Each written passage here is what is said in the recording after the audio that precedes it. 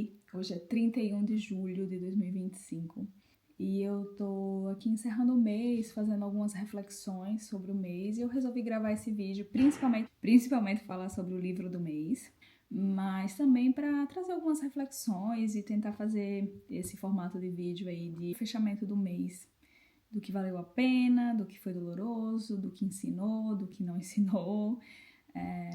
Eu vim trazer aqui um pouquinho o livro do mês. Não tinha como ser outro, é Andaimes, do Mário Benedetti, ou Benedetti. Ele é um autor uruguaio, eu não conhecia o autor, acho que nunca tinha lido nada de autores uruguaios. E esse livro, ele me pegou de uma forma bem interessante. A construção dos sentimentos nesse livro são bem complexas e se alinham muito assim com a experiência de morar fora do seu país, né? Claramente é outro contexto. Não fiz nenhum roteiro, então tá vindo bem espontâneo do meu coração. Nesse romance, Mário Benedetti dá, em tom bastante pessoal, sua visão do retorno ao lar, depois de anos de exílio. Um reencontro tão almejado quanto impossível. Após viver vários anos exilados na Espanha, Javier retorna ao Uruguai para construir a vida, talvez no momento em que partiu. Gradualmente, ao longo de conversas e desencontros, cartas, notícias e reflexões, os andaimes de que fala o título, percebe que a situação econômica e política mudaram bastante, que os amigos e companheiros de luta transformaram-se em sentidos diversos, às vezes conflitantes. É necessário lidar com mágoas e decepções. O que resta de um país, de um sonho, de tantos afetos? Aí fala um pouco sobre o autor, o uruguaio Mário Benedetti. Nasceu em Paso de los Toros em 1920 e morreu em Montevideo em 2009. Foi um dos principais escritores da segunda metade do século XX da América Latina, pertencente junto a Juan Carlos Onetti à chamada Geração 45 do Uruguai. Sua vasta e diversa obra, cerca de 80 títulos, traduzidos para ao menos 20 idiomas, inclui conto, poesias, peças, ensaios, roteiros para cinema e romances como A Trégua. Traz também uma marca clara, a habilidade de se comunicar com o leitor como se lhe mirasse nos olhos. Então, esse livro ele trata muito do desexílio, que é muito carregado de várias emoções, assim, de várias camadas, de vários sentimentos. O desexílio carrega a dor de ter partido do seu país e a angústia de voltar para um país totalmente diferente, depois de anos. Ele reencontra seus amigos, seus companheiros de outrora, e ele não encontra mais essas pessoas porque tudo está diferente. E aí ele já menciona o que ele experienciou na Espanha, já está incorporado nele algumas coisas da Espanha, mas ele não é da Espanha.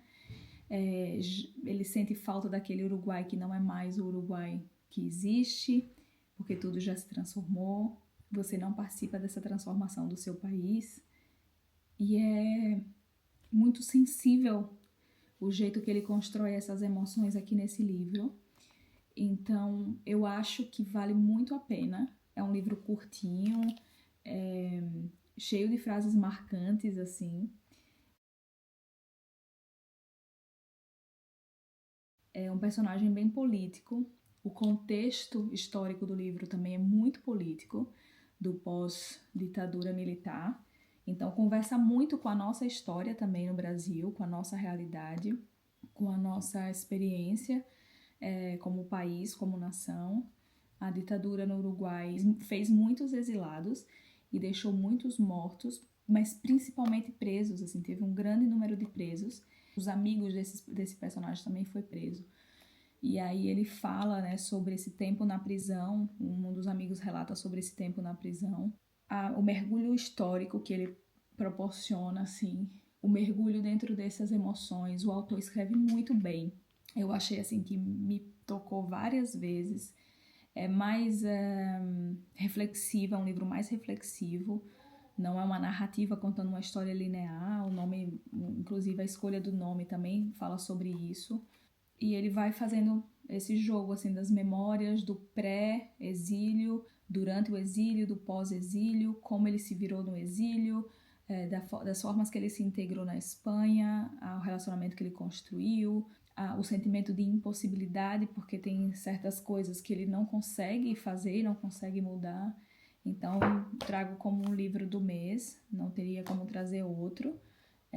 Então vamos falar um pouquinho mais sobre livros. Nesse canal eu sou apaixonada por livros. Eu amo viajar e eu acho que a leitura é uma excelente forma de você viajar transpondo qualquer barreira, né?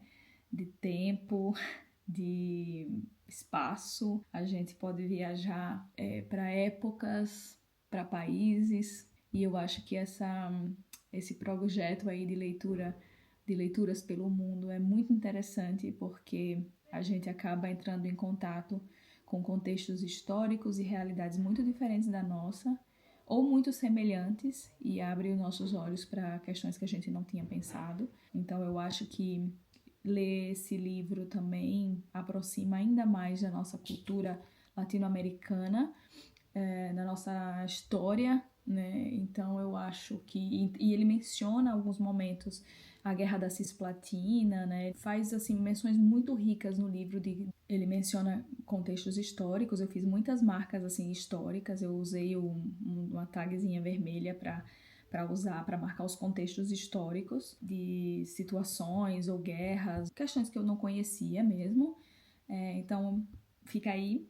O livro do mês foi, com certeza, Andaimes, de Mário Benedetti. E o filme do mês foi assistido no dia 1º de julho, e não podia deixar de mencionar, porque me impactou também. Eu acho que foi o filme que mais me impactou esse mês. Talvez fique ali brigando com o Show de Truman, que eu nunca tinha assistido também. Mas eu vou mencionar Latin Blood. Eu tive o privilégio e a felicidade de, em junho, mês passado, ter assistido o show do Ney Matogrosso aqui, ter assistido o filme, assim, O Homem com H, aqui veio como Latin Blood. Foi muito especial, assim, o filme. Tem uma riqueza histórica, uma história muito rica, um personagem muito rico, várias provocações. Eu adoro esses personagens que são disruptivos, assim, como o Ney Matogrosso. Ele coloca, assim, nesse lugar de vulnerabilidade, de questionamento e de reflexão. Filme muito bom, muito bem feito. O personagem tá muito bem caracterizado. O jesuíta, ele tá muito bem no filme. O jesuíta construiu muito, muito bem a personagem. O Ney Matogrosso participou dos processos de gravação. Ai, nossa, foi muito bom, assim.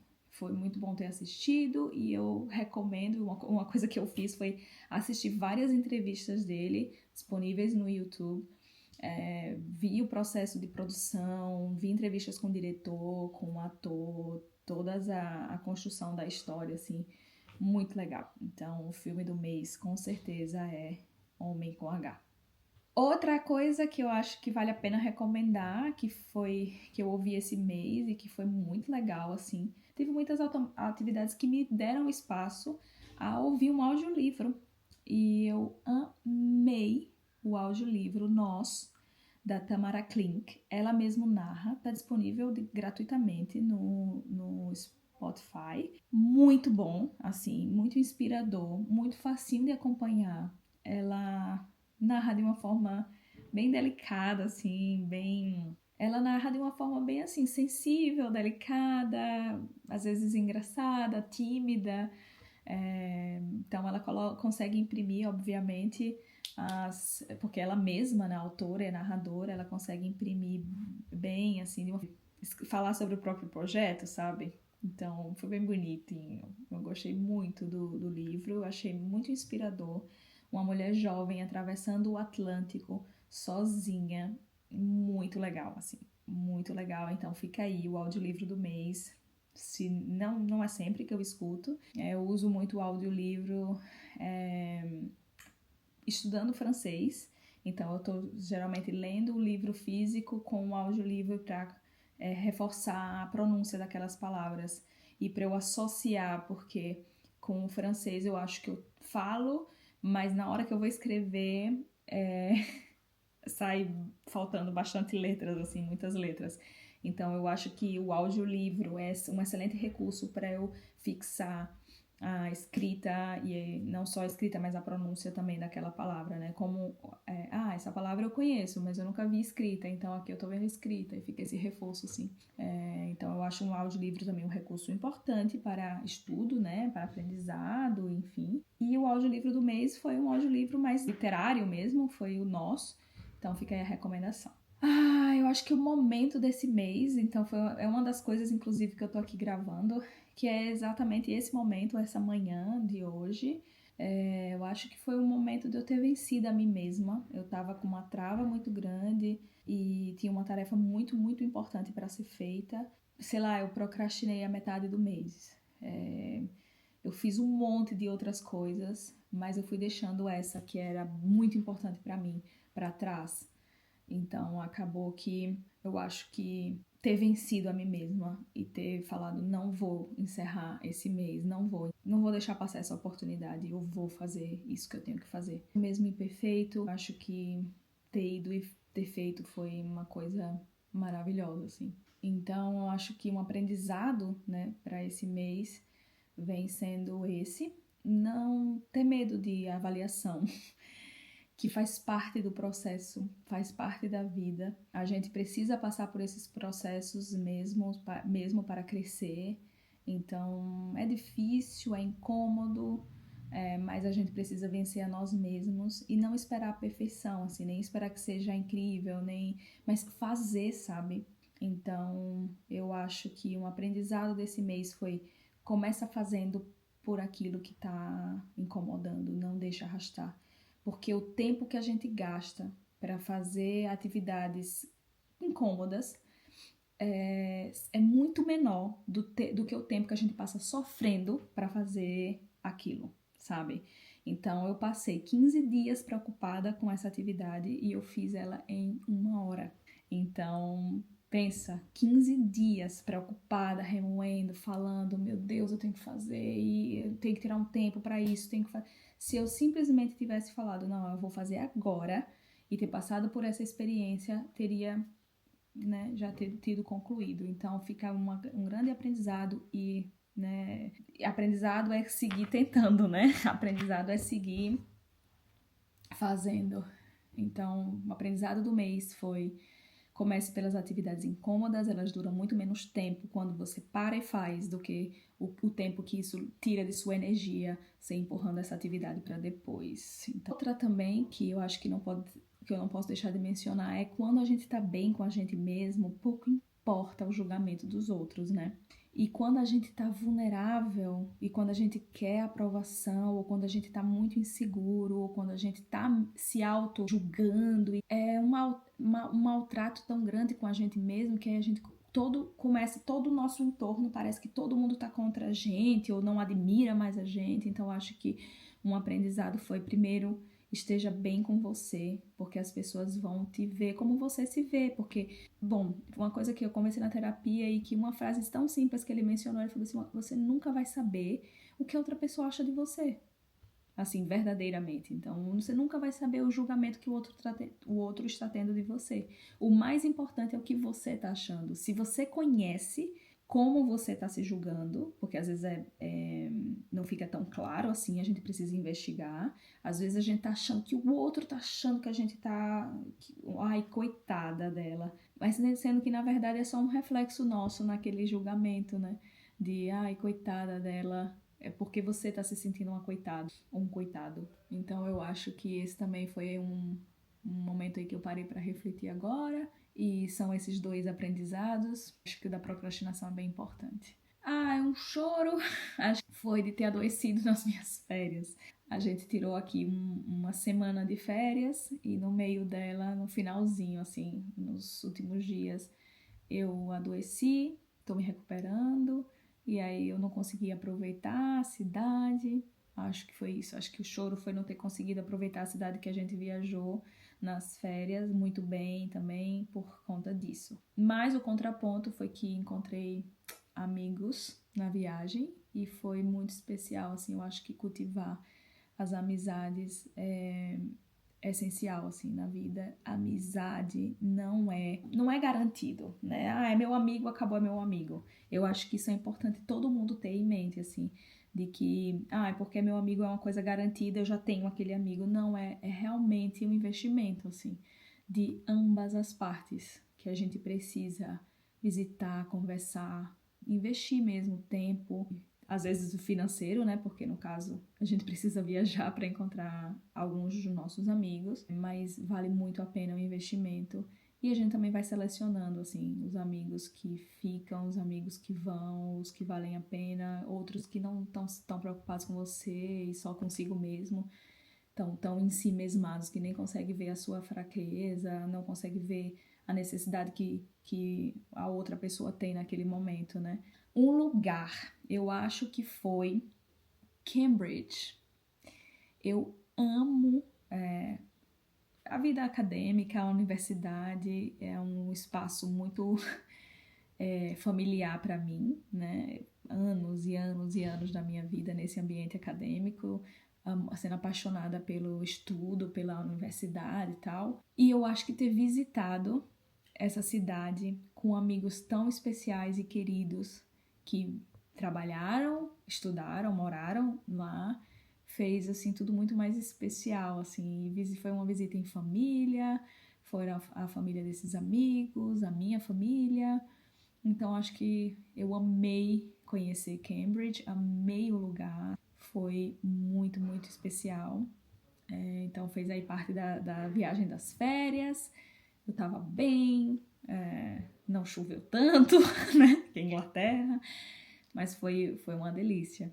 Eu vou ficar monotemática esse mês. Acho que comida foi o almoço que a nossa amiga fez quando recebeu a gente na casa dela, assim. Foi isso. Foi o almocinho de mãe, que ela é mãe, um calorzinho e uma energia especial para receber a gente. Então, nenhum restaurante, nenhum prato desse aí diferente compensa ou se iguala a um prato de amiga, no caso, né? Comida foi essa. Bebida. Eu acho que saí um pouco do mate, aí fui pro café latte esse mês, eu acho, foi. E aí eu acho que um cafezinho, né, com leite de aveia, um leite barista de aveia, assim, mais cremosinho, e o café moído na hora, foi a bebida do mês, assim. Experiência. A experiência da Eurocopa Feminina, porque eu gosto muito de futebol, eu não gosto nem um pouco do universo do futebol masculino. Tá sendo bem prazeroso acompanhar mais o futebol feminino e, coincidentemente, a gente teve a possibilidade felizmente, a gente teve a possibilidade de ir nos jogos da Eurocopa Feminina desse ano. E foi muito legal, assim, a energia estava muito boa.